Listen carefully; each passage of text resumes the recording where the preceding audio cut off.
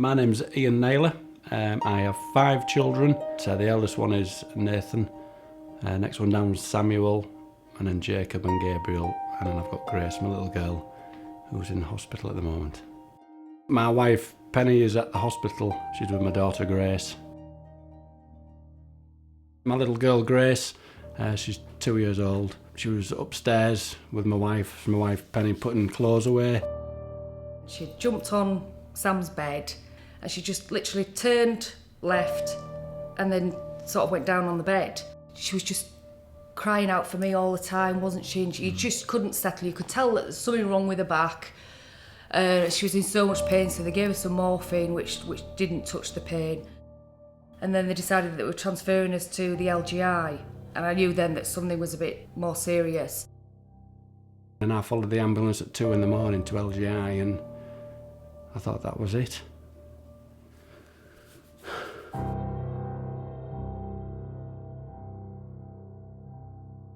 And then they told us that she was paralysed from the neck down.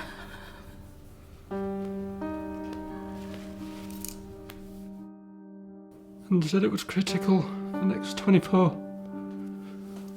hours, she could be dead. She was just laid there with tubes everywhere and neck brace and braces at the side of her head and just straps everywhere and monitors. And we just couldn't believe it, could we? She'd gone from just being a normal little 2-year-old to now just laid there, you know, in a coma, not being able to breathe.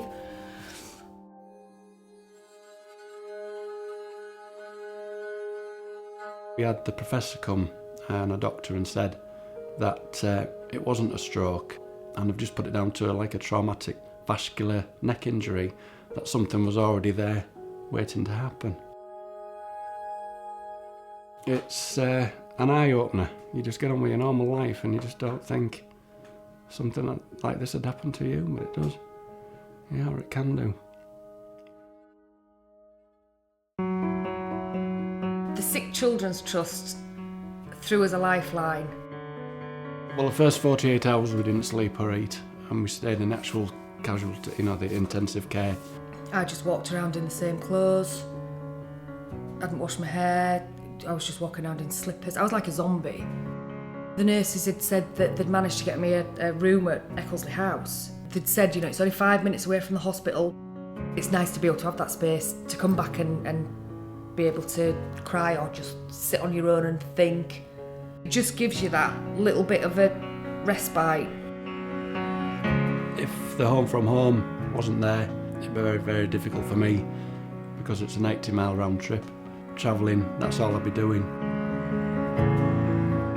The Sick Children's Trust offers home-from-home facilities, which basically are not just a bedroom, but the communal areas, the kitchens, bathroom, sitting room, dining room. Being in hospital with a sick child is a very tiring, very traumatic experience a lot of the time. And although parents can sleep by the hospital bed, actually being able to go somewhere comfortable, somewhere private, to be close to the child but actually get some rest is really important.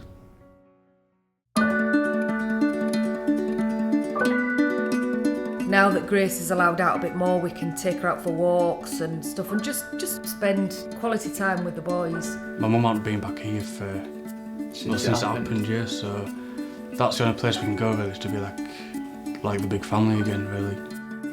Over the years we've helped lots of families through tough times, and hopefully we can help a lot more as well in the future. I've been here now 2 months. It's given us a way to be kept as a family. And I think if we couldn't have kept together as a family, then we couldn't have kept going, basically.